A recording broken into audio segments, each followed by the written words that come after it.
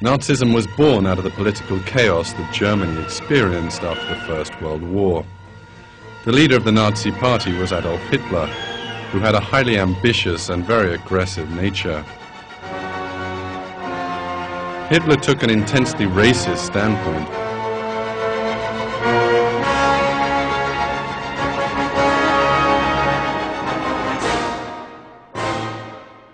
He firmly believed in the superiority of the German or Aryan over the other races.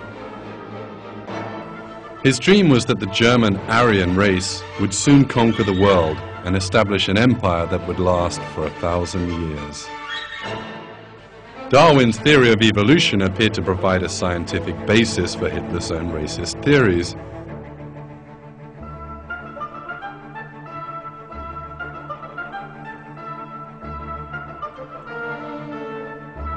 Hitler also derived ideological support from the works of Heinrich von Treitschke, the racist German historian. Treitschke was greatly influenced by Darwin's theory of evolution and based his own racist views on Darwinism. He said, "Nations can only evolve through a fierce struggle similar to Darwin's struggle for existence." Hitler also derived inspiration from Darwin's struggle for existence.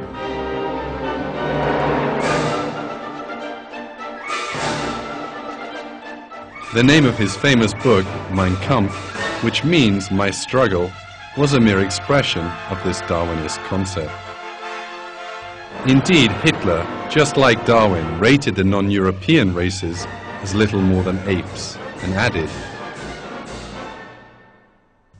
"Take away the Nordic Germans, and nothing remains but the dance of apes."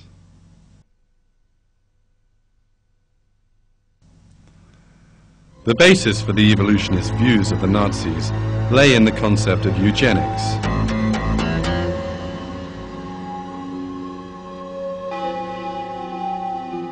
Eugenics meant the improving of the human race by weeding out sick and handicapped people and increasing the number of healthy individuals.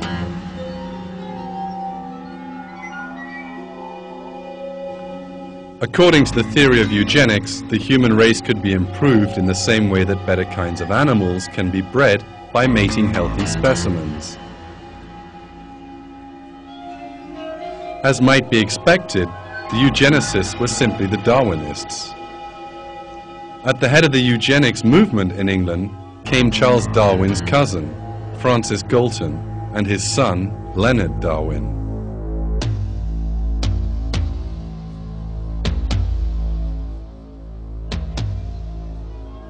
It was evident that the theory of eugenics was a natural consequence of Darwinism.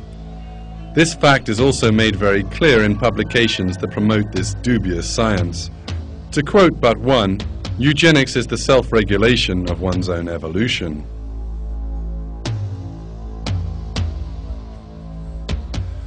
The first advocator and promoter of eugenics in Germany was Ernst Haeckel, the famous evolutionary biologist. He advanced the theory of recapitulation, which proposed that embryos of different species resembled one another. It was later realized that Haeckel made forgeries in the drawings that he used to propagate his assertion.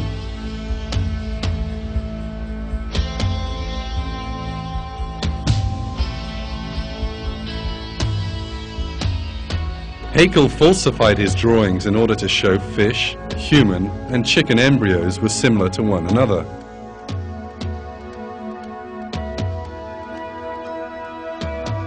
Some parts of the embryos he removed, and others he distorted. Even Haeckel himself later confessed that his drawings were works of forgery. However, evolutionist circles turned a blind eye to the forgery just to sustain the theory.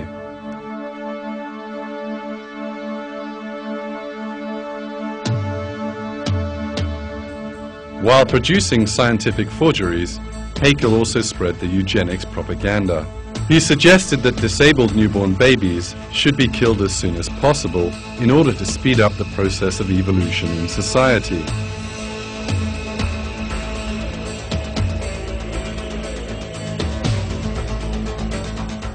He went further and proposed that disabled, mentally retarded, and the genetically sick should be killed off right away. Otherwise, Haeckel argued, these people would place a burden on society and slow down evolution.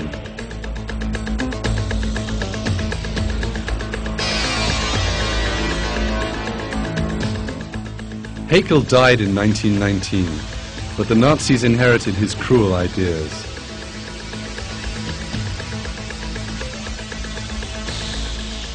A short while after Hitler seized power, he launched an official eugenics policy. The mentally retarded, the disabled, and those having hereditary diseases were collected in special sterilization centers.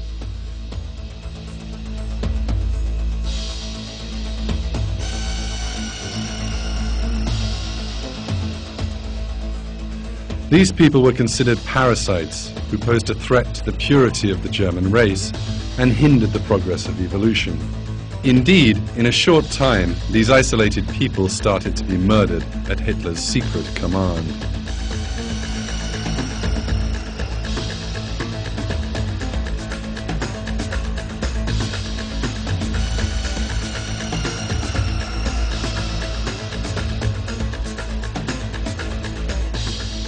In his effort to speed up the so-called evolution of the German race, Hitler murdered many people. Meanwhile, he pursued another requirement of eugenics. Young men and women with blonde hair and blue eyes, considered typical specimens of the pure German race, were encouraged to have sexual relations with one another. In 1935, special reproduction farms were established. SS officers frequently visited these farms, where young women who met the Aryan criteria had been housed.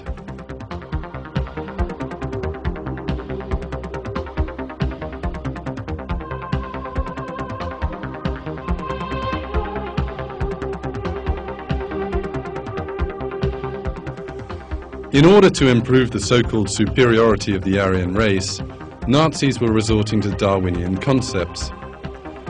Darwin had suggested that the size of the human skull increased as he climbed the evolutionary ladder.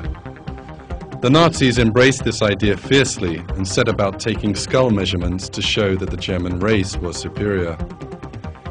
In all corners of Nazi Germany, comparisons were made showing that German skulls were larger than those of other races. Traits like teeth, eyes, hair were evaluated according to the evolutionist criteria. Individuals whose measurements were found to be contrary to official German race specifications would be annihilated according to the Nazi eugenics policy. All these outlandish principles were applied in the name of Darwinism. Michael Grodin, the American historian and the writer of the book The Nazi Doctors and the Nuremberg Code, states this fact. It's a perfect meshing of Nazi ideology and social Darwinism and racial hygiene as it developed at the turn of the century. That physicians had a notion that there was social deviance and there was behavioral deviance that somehow was genetically linked, and there was good genes and bad genes. And so this social Darwinism, which by the way was around the world, and the Nazi physicians pointed to the US, that's where they learned a lot of the racial hygiene. George Stein, the American researcher, explains this subject in American Scientist magazine. National Socialism, whatever else it may have been, was ultimately the first fully self-conscious attempt to organize a political community on a basis of an explicit biopolicy. A biopolicy fully congruent with the scientific facts of the Darwinian revolution. Sir Arthur Keith, the famous evolutionist, commented about Hitler. The German Führer is an evolutionist. He has consciously sought to make the practice of German policy conform to the theory of evolution.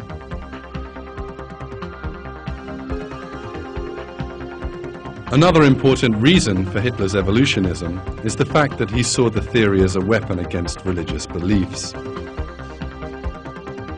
Hitler had a deep-rooted hatred of monotheistic faith. Religious virtues like love, mercy and modesty were a great hindrance to the merciless and militaristic Aryan race model.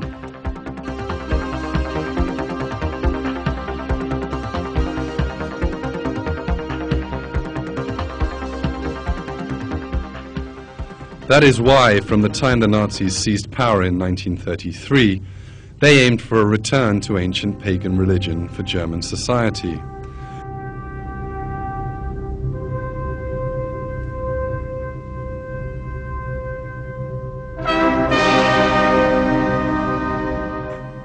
The swastika, being a symbol originating in pagan cultures, became a symbol of this transformation. Nazi ceremonies held in every corner of Germany were in fact reconstructions of ancient pagan rites.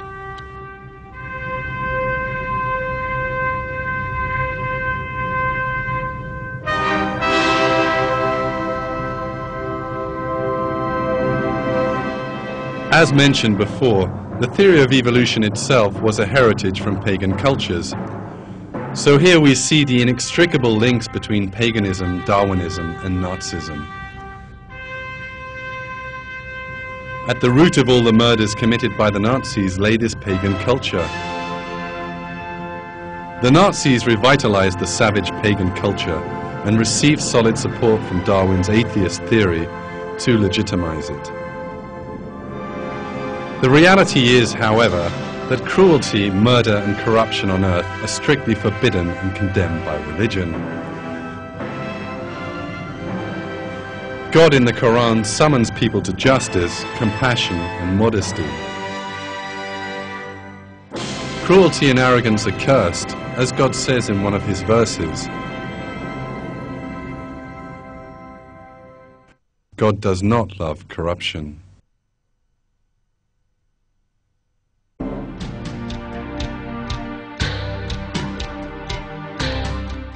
Benito Mussolini, the Italian dictator and one of Hitler's great allies, was also inspired by the theory of evolution. In his youth, he wrote articles which portrayed Darwin as the greatest scientist ever. After coming into power, his fascist Italy occupied Ethiopia.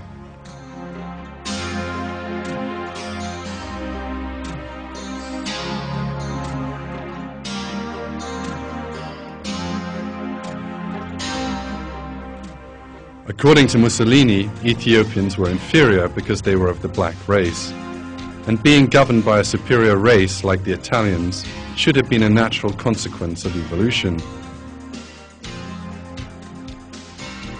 Mussolini was also seized by the thought that nations evolved through war.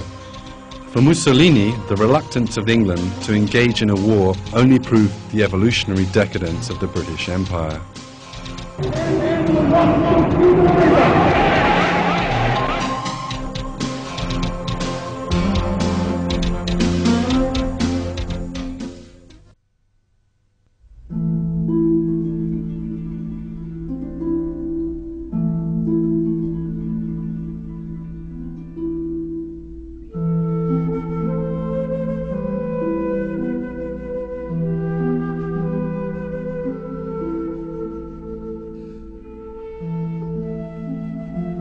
Eventually, the Nazi Empire lost the Second World War and went down in history as having murdered millions of innocent people.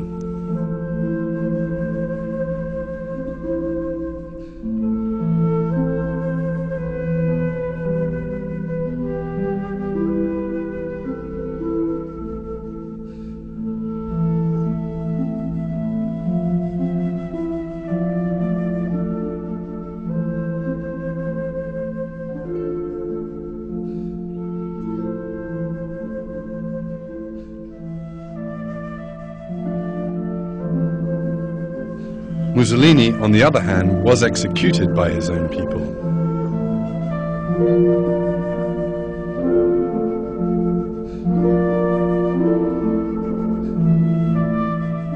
Yet still, Darwinist thought, which provided the foundation for Nazi ideology, has persisted.